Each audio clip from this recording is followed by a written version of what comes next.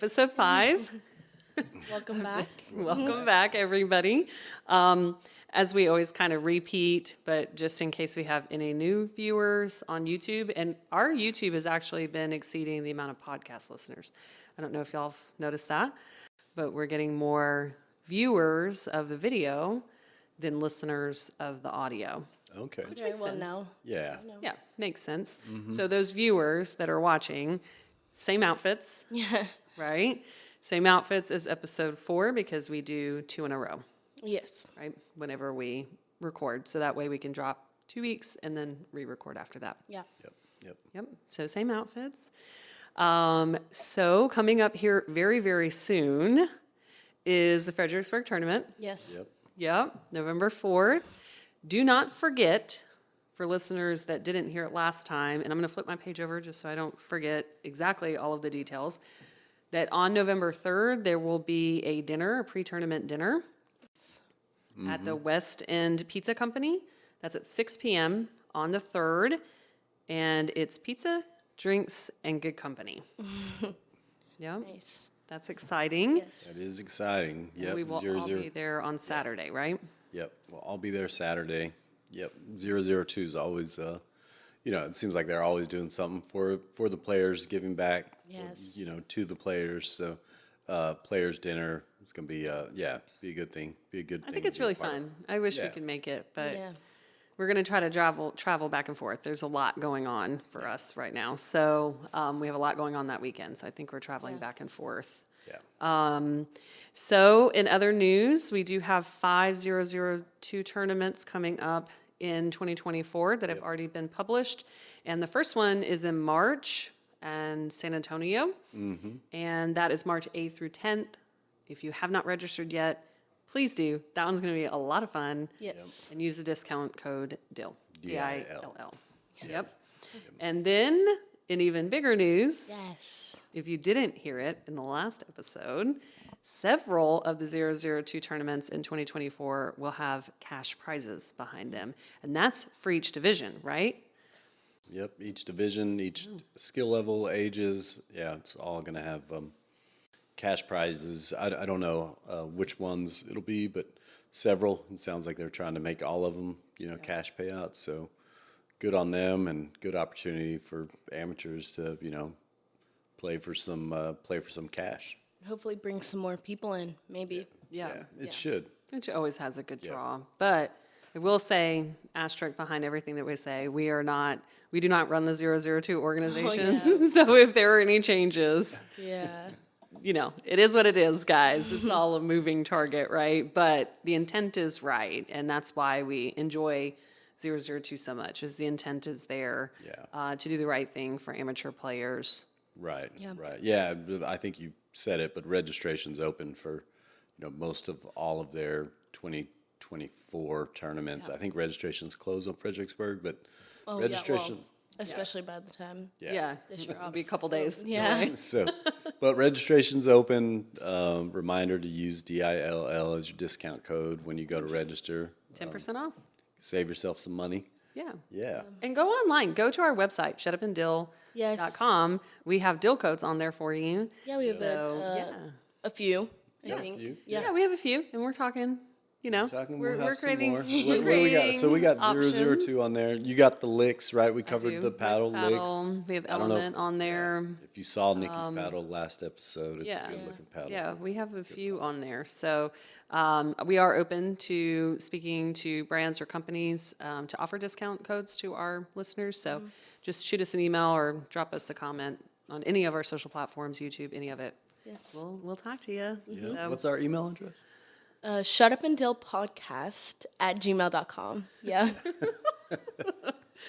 Okay, so Guys, what's so funny about that? because I feel like I always look to you to do that because I just have such a bad memory. It's so Yeah. bad, and I feel like I'm going to mess it up. So I don't know it, so good job, Vivi. So we all look at Vivi like, you please remember this, Yeah. because I don't. Okay, so this episode, we are going to kick off with another listener request. So we are reading through your comments. And we do really enjoy, send us a message or a comment with what you would like to hear us talk about. So in this one, we had a comment early on from Chad. And we're going to take this kind of two ways, right? So the question was, and Chad has a tennis background, correct? Yeah. Yep. And he kind of brought up dinking. Like how is, especially in pro matches, sometimes dinking can be 25, 30, 40 shots. Like it can go on for a really long time. So when I say we're going to take it two different ways, it's one as a player, how do you stay engaged? Maybe even as a partner, how do you stay engaged when your partner's just hitting cross court over and over again and you really have to be patient? But also as a viewer, it is very different to watch because it is slow, slow, slow, slow, slow, fast, fast, slow, slow, slow, slow, slow. Right. Yeah. So we're going to open it up to like open conversation on your thoughts about dinking and as a player and as a viewer, mix it up. How do you Well, I mean, personally, I say personally so much. I watch over these and I'm like, oh my gosh. I love dinking. I love watching dinking. It's my favorite part of the sport. I mean, 80% of the time I'm dropping so I can dink. I'm a right side player, so my forehand dink is my favorite thing, well, pretty much my favorite thing to do. So staying engaged is obviously really easy for me. I feel like I'm like a setter. I set everything up. I dink until my partner can get involved and kind of put something away or speed it up. So I don't have trouble trying to stay engaged. But as a watcher, I also love it. I'm always like on the edge of my seat. I'm like, oh no, like we said in earlier episodes, like who's going to mess this up? Who's going to speed it up? I love dinking. So, Yeah. Yeah, I also I enjoy dinking. I think of it as different whenever I'm playing, right? Like, so whenever I'm, hitting a third or, in transition and, I'm getting, attacked, or I'm playing defense like that, the reaction time is a lot less. I don't have that much time to really think and process like what's going on. Basically, I'm hoping muscle memory kind of takes over and I can get my paddle in the right position and kind of have an idea of where I want to reset the ball at or where I want to drop or where I want to drive the ball at. But when you're dinking, some players can hold, where they're going to go with the ball. They can hold their forehand, they can hold their backhand. And you really, there's a lot going in your mind, which for me it's danger. The more time I have to think, especially when I'm in a competitive match, the worse it is. Like I want, I enjoy it. I think it's very exciting because, especially when you're playing a dinker that's comfortable dinking, you really got to be able to move and also recover from where they pulled you wide or pulled you inside. So as a player, I like it. It's challenging to me. And I mean, defense is also challenging. Baseline is, but I feel like my drops and drives are there, and transition is pretty good. But dinking it's just always going to be a battle. It's always going to be like, how many dinks can I hit before I miss and before I leave one high? And also just having that faith in your partner, like when they get in the mix in the dinking battles, is knowing where they're going to go and they're not going to leave one high, in front of you. And as a viewer, the same way, I enjoy it. I like watching it. I know Chad is I think he's a big tennis player. I think he's still more tennis than pickleball. And I think he was kind of asking kind of from the perspective of a tennis player. It's like, I watch these men's pro matches and it's just like dink after dink after dink. And to me, like when I watch tennis, and I think I get it, but you get two players at the baseline and they're just going backhand to back. They're going cross court backhand. It's kind of like the same thing. Like they're waiting for that one to, that one, close. a little too close to the back line, or pull them out. I mean, they just are doing everything they can to avoid whether it's the backhand or the forehand. It seems like I don't know. It's kind of the same thing. Like watching these baseline rallies to me is the equivalent of watching, a bunch of like just dinks going down. Right? I don't know. I don't think so. You don't think so? No. No. No. Because the thing about a dink is that it doesn't have pace. So it's inherently not exciting. Like, it's not fast. It's a slow shot. When you watch those duels, no matter how far apart they are, there's an extreme amount of pace and spin that's happening. Yeah. So I get from just a count that sometimes that rally can go 20, 30, 40 strokes. But the amount of pace, I can see where it's more exciting in tennis of, wow, physically, how did they keep up with that? I mean, it's just the physicality behind that. I think it's very different than dinking. Yeah. I mean, I get that. Yeah, and I agree. But when you're viewing and watching these pro players in dink rallies, it looks effortless and it looks slow. But when you're on the court dinking, it's come a lot fast. I mean, the ball's not. It's just happening a lot faster. Yeah. Slow enough for you to have to think about it, but quick enough for you to have to react pretty quickly, right? And so, from a viewing standpoint, it may look. I mean, those folks are like the pros are just so good. It looks effortless. It looks silly when when you're on the court in the situation. It's like, oh, let me get over here. Let me get over there. Yeah, so. Yeah. Well, sorry, I don't know if you're about to say. ahead. But something like on the court staying engaged is like, I feel like you always have to, no matter how good your partner is at dinking, I feel like it's always important to expect the pop-up. And I feel like just if you are always expecting for the ball to come at you, then you will be a lot more engaged and be a lot more ready for anything that comes at you. Yeah. And as a girl, I feel like speed ups on dinks are targeted at me. So I feel like naturally I'm like, okay, it's coming. On the So, ready. yes. 100%. Yeah. Yeah, I think that's true. Like baseball, I was taught, you sit on the fastball and you adjust to a curveball. So like, that's it. That's pretty good. I mean, if you're sitting at the, non-volley zone, you sit on the speed up, especially if the ball's a little high, like sit on the speed up and get ready to block or counter and then adjust to the dink, but so. Yes. Good That's stuff. a good way to put it. Just to the pop up off the net. Y'all, I really am like a Colin, right? I am a total Colin. When the ball hits the net, like I'm so angry every time now. Oh. My patience is completely gone with people hitting the net. Yeah. I feel like I get I feel like every time I play, most of the balls are hitting the net. I'm like, what is going on? Honestly becoming a lot more what's it called? Common now. I don't know how. I don't know like if this is like something we're supposed to be drilling.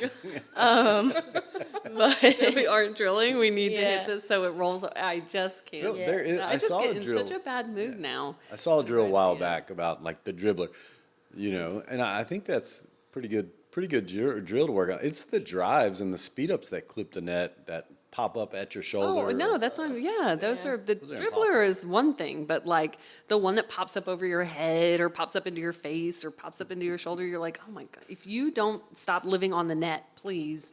Anyways, I will get to my view of dinking, and Chad, it might align with you. I don't love it.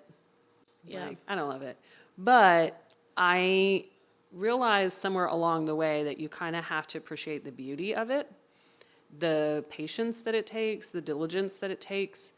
One of the things I like watching about the pros is that it's literally like an inch difference between them choosing to do a dink and choosing to do a speed up.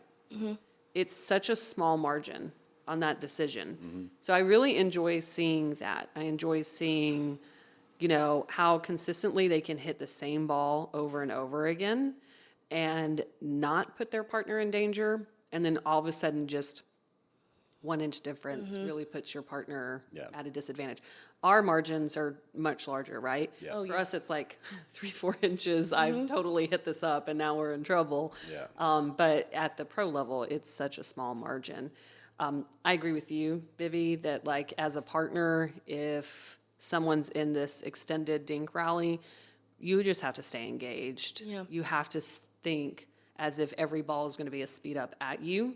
And I feel like I've gotten better with those when I started thinking that way, rather than thinking, oh my gosh, this is going to take forever. Yeah. And when's something going to happen? And when do I step in and do something? It's like sometimes you just have to just be ready for something to happen to you and react quickly. Yeah. Yeah. Yeah. Yeah, you also got to remember your opponents are in the same boat. Like they're thinking the same thing. Yeah. Right. So I think, I think the thing, and Nicki, you do it really well. I think me and Vivi need some work is catching the ball out of the air, catching those dinks out of the air and volleying like a volley dink back cross court or in front of you. That half a second that you can, I guess get that ball over the net to your opponents quicker. That's a lot of time for them to have to sit and make a decision. Yeah. So your backhand dink volleys are really good. Yeah. I wish I would be a little bit more aggressive on that of catching in the air or even catching on the rise. I feel like I dink so much better when I'm like actively kind of pushing into it. Yeah. When I wait for the ball to roll and kind of fall down, then I don't love it. I wish I would be a little bit more consistent, especially on the right side when it's my forehand side. Yeah. I think I naturally do it on the backhand side. I'm much more aggressive on that side and much more apt to put my paddle out there and reach for it and take it as a volley. But yeah, I think that's a lot of credit to the person that you're dinking against. Like they're probably moving it around, whether it's wide and you have to, like take that drop step and dink it back, or sometimes I'm just lazy. Yeah. I think I'm pretty lazy. Yeah. And I need to work on that. Yeah, I know what you mean. Yeah, it's like sometimes you can get lulled into this activity of, okay, we're dinking and let it drop and I really have to change my mindset of like, okay, you can dink, but you can dink in a way that's uncomfortable for them. Yeah. Dink more aggressively. Yeah. Yep. Dink more aggressively. Like think more aggressively. Dink. Yeah. Okay. Oh, wow. You like that? So I did find a quote that I think is good or applicable to this situation. And it is from, obviously, the GOAT of college football. I'm not going to say of all, but college football coaching. That's Nick Saban. If anybody doesn't know, I am a huge Alabama fan. Huh? I don't know who this man is. Okay, well, he is the coach this is kind of sad. You should know this because I am wearing my elephant necklace today. So Coach Saban obviously coaches University of Alabama. I'm a huge Alabama fan from Alabama. So Roll Tide. Apologies if we lost some listeners on that. I apologize. Yeah, Roll Tide. So, okay. But he does have a really good quote, and if you know anything about Saban, he's all about like being consistent and having discipline in what you do. So his quote is, "If you can handle the pain of discipline, then you'll never have to deal with the pain of disappointment." Yeah.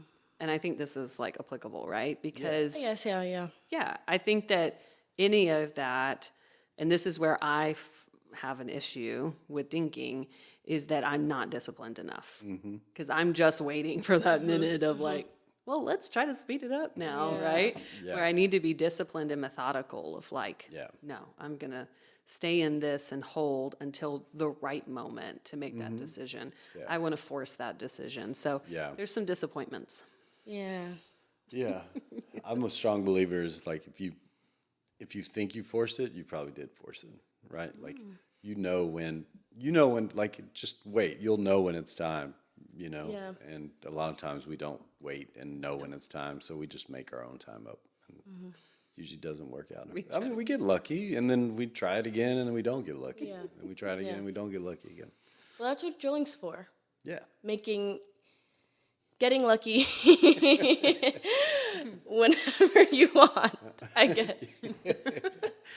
That's a bad way to put it, but it makes sense. You know, Yeah. you can train Yeah. yourself to hit those shots all the time. Yeah. Or Well, and I whenever really you like want. it when we're drilling, when we say, and I don't think we do this often enough, where we say, hey, minimum, we have to hit X amount before we actually play this live. Like the point doesn't even start for 20, 30 balls. Like that's really teaches your body to stay engaged and to be confident in that. Sometimes when I'm hitting against somebody, I'm not confident that I can hold that dink as long as they can. Yeah. But if you drill that way all the time, I mean, you know, John's brothers drill this nonstop all the time, right? So they know in any given day, okay, put whoever you want. You want a dink? Okay. Yeah. You're not going to win that battle. Right. Yeah. Yeah. Yeah. You got to be comfortable, especially going into tournament or competitive matches. Like, I want that matchup. Like, I want that cross court dink matchup all the time, every time. I'm not saying I do. I'm just saying, like, mentally, that's where you need to be. I was like, oh, you do? Yeah. Well, Well, this is okay. There's certain matches where I do, and there's certain yeah. matches like I got to There get is. out of that matchup because because I'm going to do something dumb and try to speed it up. I don't know if I can hang with 15, 20 dinks. yeah. Well, I was at Nukes the other day, and I was playing a game against one of our friends, and I dinked, and he was like, "Oh, well, if you want to dink against me, and I was like, "Well, that's the push I needed." Yeah. So, and, I'm currently trying to learn, like, that backhand dink. So, and it was on my backhand, and I was like, well, great. And so, yeah, I ended up winning, and I'm like, I just need somebody to tell me, like, oh, you're not going to win this dink battle against me. And then I'm like, okay, watch it. Need a little extra motivation. Yes, Yeah. yes. Yeah. That is like challenge accepted. I love it Yeah. when somebody tells me, sure. you can't do that. Yeah. I'm like, oh, okay. I remember a coach that I had when I was young, he told me that I could not get a scholarship for tennis. He was like, no, it's impossible for you to get a scholarship for tennis. And I told him, okay, well, make my video, and I bet you I'll get one. Yeah. Yeah. Yeah. Yeah, it was like challenge accepted. Okay. Yeah. Yeah. No, and I'll tell my partners all the time, like, hey, like we want you to get in that battle. You got that all day. Like, we want you in that battle. Like, that's where we want to be. We want you against, we want you cross court, and we got it. Like, we just need to get there, and then you got it. Yeah, Yeah. You got to build that confidence up. for sure. Yeah. But you also, I think, like I said, you have to find the enjoyment in it. And sometimes for me, that was a mental switch of I had to stop judging it as something that was slow and irritating and like, when is this actually going to get, exciting, to really seeing that it is kind of interesting. Like, I can't do that. I don't want to do that consistent. I mean, as far as the pros, how consistently they can hit 40 dinks in a row, like, and then speed it up for 2 or 3, and then boom, right back to this slower dink. It's really amazing. And once I realized, like, okay, that's got its own right and its own kind of beauty or whatever it is that's or challenge, let's put it that way. Yeah. And that's just like, that's just one point, right? Yeah. The beauty of it is to do it again. They then do it again, over and over then and over on again. Championship Sunday, do it 3 out of 5 matches. Like, that's good stuff right there. It's wild. Ready to go into a segment? Yeah. Yes. Yeah? Okay. So I think I'm doing this week's segment, and it's Here's My Dill. Okay. So I have one. You're gonna rant? You're gonna rant? You're gonna rant for us? Yeah, I don't know how much of a rant it's going to be. I think sometimes I can go off on a rant, but let's see. So, mine is about kind of trash talking on the court. And I feel like one of our listeners did bring this up, and I can't remember who it was, so I apologize, no shout out here. But it was something that was in my head, and someone at one of the hits we were at said, why don't y'all talk about trash talking? You know what? I actually think it was Hector. Now that I'm thinking about it, I think it was Hector. Shout out. Shout out to Hector. Quattro. Happy late birthday, Hector. Yes. Yeah, and he won money in a tournament we played recently on his birthday. So, Yes. yeah, that's awesome. So, okay, trash talking. I remember what was happening in Austin. We were at the Austin tournament, the PPA tournament. Austin Open. Awesome. Yeah, and whenever you kind of go to a PPA tournament, the end matches, like the finals and everything, and some of the beginning matches obviously are on center court, like the bigger ones. But pretty much in the very beginning, you can watch any pros just on regular courts all over the place until they actually get far enough into the draw to be like on the center court. Yeah. So in Austin, we were right outside the fence of the players, and I was kind of surprised at how much trash talking or chirping happens on the court. It was nonstop. Yeah. And some of it was very, loud, and some of it was a little bit more subtle. Some of it was very personal, like hinting at players that may be taking medicines to help them out. Right? So you have to kind of read between the lines of what they're saying. So it's really interesting to me. But then there's also players, and this is where I get on my soapbox of like, I have no problem with, let's say, like a Riley Newman. He talks a lot of trash on the court, like a lot. And so does Matt, right? Matt Wright talks a lot of trash. Who else have I seen? The racquetball player Daniel? with Yeah. Daniel talks a lot of trash. Well, we have Mr. Patrick Quinn. Nice. We know him and Matt are known to be pretty much Matt. right. Oh, okay. Matt Wright. Pretty much enemies on the court. Oh, really? Things get dirty between them. Interesting. Guys, have we not seen all the memes? Well, I mean, I think you're getting there, but MLP just brings it out. I mean, Oh, yeah. out the worst MLP is like a whole nother level. Yes, That's like yes. PPA on adrenaline because you have a team behind you. I mean, there's been scuffles on the side of the court after matches. Like, again, for me, I actually find that quite entertaining. Yeah. I don't hate it. But what does grind my gears or really get on my nerves is somebody who excessively yells at just everything. So I'll give you an example, right? So apologies, not trying to offend, right? But like Jilly drives me crazy on the court. Because it doesn't matter who her opponent is, and at least it's unbiased. It doesn't matter who. But she's literally yelling every point, screaming every single point. Yeah, and like, yeah. For me, I'm like, could we be a little creative? Like trash talk, that's fine to me. Yeah. But yelling and screaming and just after every single point, it just to me gets very annoying after a while. Especially as a viewer, I'm like, okay, I'm kind of done of hearing you scream. It gets annoying for sure. Yeah, I always thought maybe somebody told me this about tennis, but like you're supposed to celebrate like when you hit a good shot, not when your opponent hits a bad shot. Correct. Right? Yes, that's etiquette. Like the It's etiquette. It's very, rule? very poor etiquette to celebrate somebody else's unforced error. Yeah. Yeah. Yeah. So I'm kind of with that. Yeah, I'm kind of with that. But what do you got? Well, no. I just feel like, so my background, it's a little bit different, I guess, because I came from, high school tennis, and everyone was really snooty, and everyone, it was a lot of come-ons, and it was a lot of, like when your Let's opponent go. would mess up, and like, let's go. And I feel like, sadly, that did rub off on me, and I do feel like one of my opponents, like, hit something, like, really terrible. Like, they miss a serve. Well, I'm sorry, that's not that terrible, but they miss a serve, or they hit a return, like, straight into the ground. I'm like, okay, let's use it, Yeah, and yeah. I know we all kind of say use it, Yeah. and I'll say it like out loud, and it's like, it's not like I'll give like a full on let's go when my opponent hits like a bad dink or something, but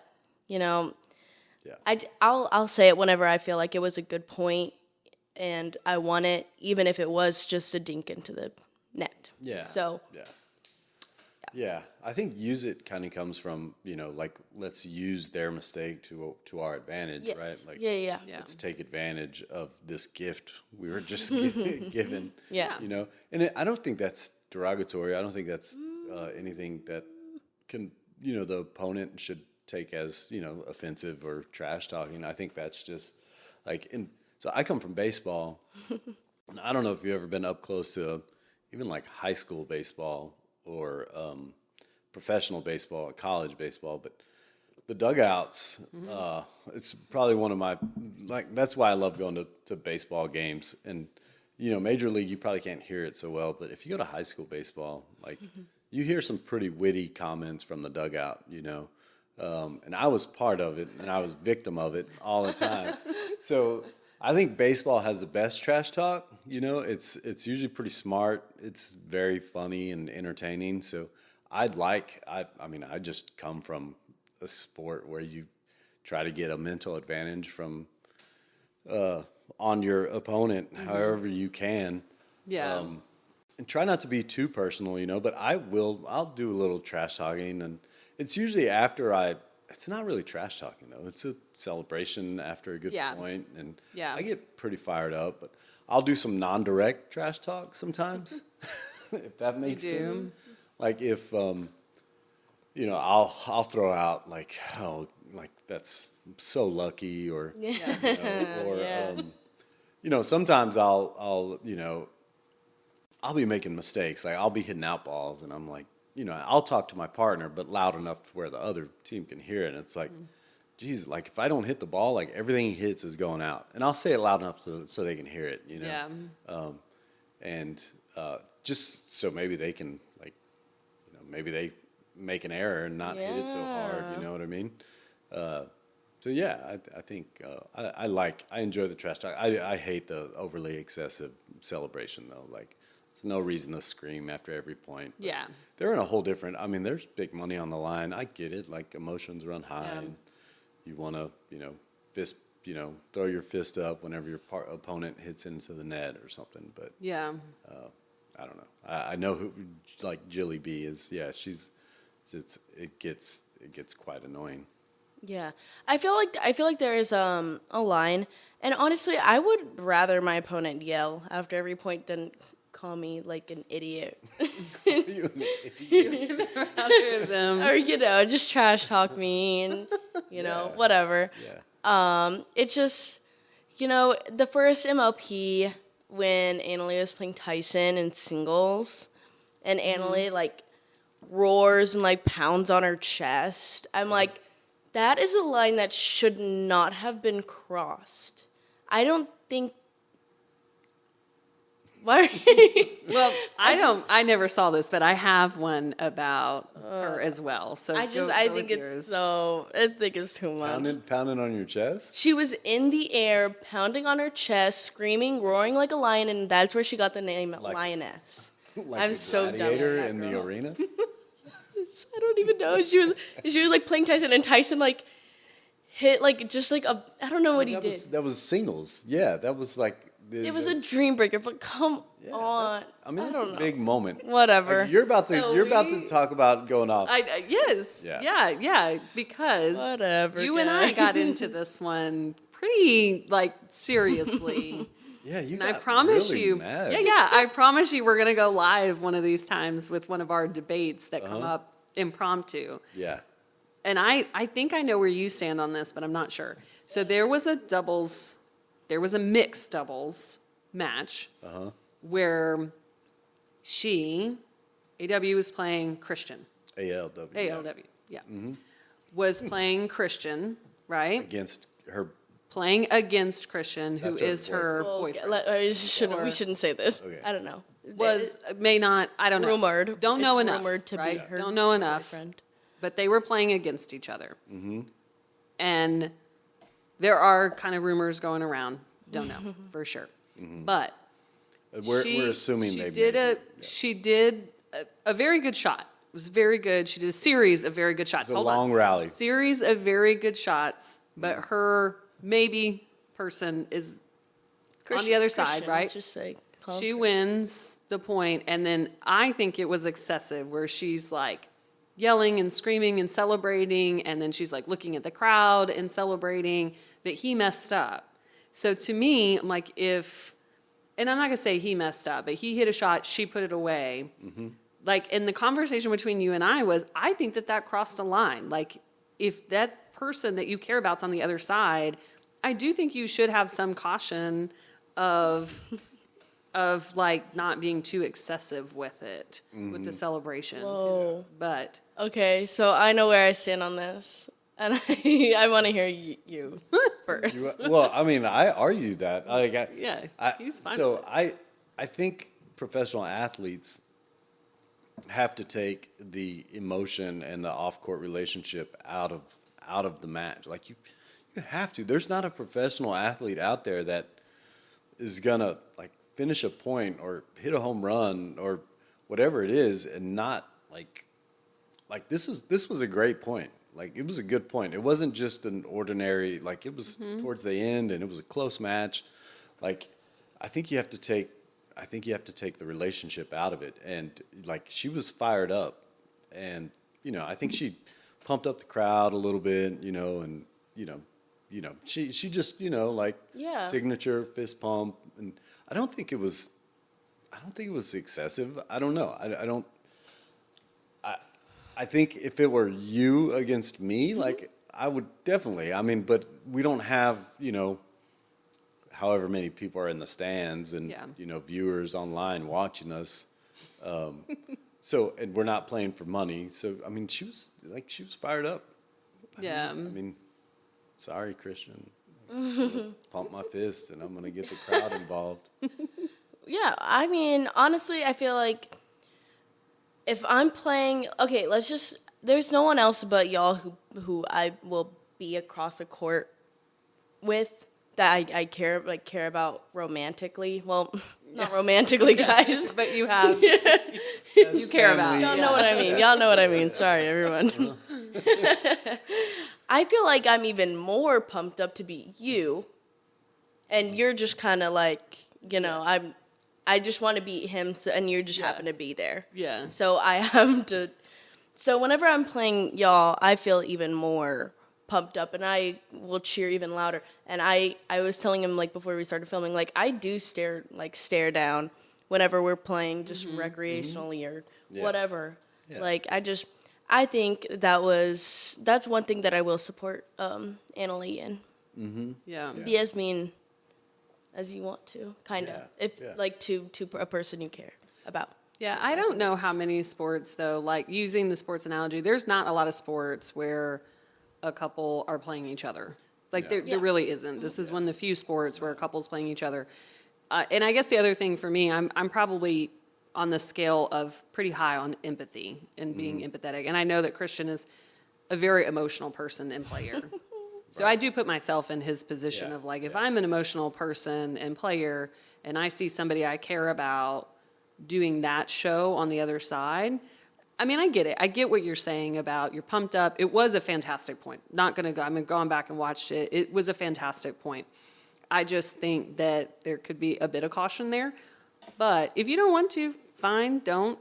I would have caution. Yeah, I would be like, okay, I don't really want to like, rub your nose in it. Yeah. I think you put yourself at a serious disadvantage if you're a professional athlete and you control your emotions and your, because then you want to control like what shots you hit, and then it's mental. Like you put yourself I think that you put yourself at a disadvantage. Like professional athletes would put that, like not, like I'm saying, not us at rec play, but them on that stage. Like you have to go all out, and emotions are gonna take. And then after the match, I'm sure it's, if you are a thing, like it's dinner and it's all Think love. So? Yeah. I mean, I would hope so. Yeah. I don't know. I think that might take a minute. No, I know there's stories about golfers that are like the greatest people, like, nicest, good friends. But once you walk inside those ropes on the final Sunday, like they are killers, man. Yeah. They will. It's not necessarily trash talk, but there's laser focus, and that focus is getting the ball in the hole. Yeah. Yeah. No matter who they might. I can see that from a pro player position, but I do think like I said, I think it's unique that this is one of the few sports where you're really competing for the same prize as somebody that you care about. It's not, sometimes you may be working together, you may be, in a tournament, but you're in different draws. But here you're competing against somebody. Yeah. And you're not playing with them. But I think there's probably a few couples on the tour that maybe have to deal with that. So Yeah. I'm sure they all deal with it differently. Yeah. I know, like I've played a couple of matches and like trash talk from the opponents, like it gets me fired up. So Oh yeah. if you're out there and playing against, like, don't be afraid to trash talk. That kind of gets. I don't mind the gets me trash fired talking. up. The yelling drives me crazy. I just am like, Yeah. Yeah, it's quiet out there. It's very friendly, so it's nice to get in some heated matches sometimes. And then afterwards, it's tap paddles and like, man, that was a great game. Like I love that. Yeah. that got me yesterday, y'all. Yesterday, I actually got upset with somebody yelling on the court. I'm not going to name drop who it was, but I they feel like kept I have an yelling. idea because only one person was yelling They out there. kept yelling, and finally, me? I was like, "If you don't stop yelling," and I just like swatted the ball over there and tried to like. Oh, is it one of? Well, It was my one friend. place- yeah, My friend, they're all our friends. yeah, everybody's friends. So. yeah. Well, we're at the end of episode 5. Yep, we're at the end of it. So we really appreciate our listeners continuing to listen. Please follow us. We have content dropping on social accounts. We have Instagram, Facebook, TikTok. TikTok. Yeah. Obviously, YouTube. Please give us some ideas of what you'd like to hear on future episodes. You can comment, you can message us, or you can Email us. Yep. At shutupandillpodcast@gmail.com. That's DILL. Yep. All right. Yeah, and we'll see y'all in Fredericksburg. Oh yeah, meet and at greet least guy. maybe No, just the local listeners. Hopefully you're registered and come say hi and give us some ideas for our next show, maybe. yeah. Oh, and guess what we ordered? I don't know if you know. Me. Yeah. We ordered stickers. Oh, Did you know? yippee. Yeah. Yeah. No, I didn't know. But yeah. Okay. So, yeah. We're going to have stickers. By the time this drops, we'll have all our stickers. So that'll be fun. Cool. Yep. Yeah. All right. All right. Thanks, guys. Thanks, everybody.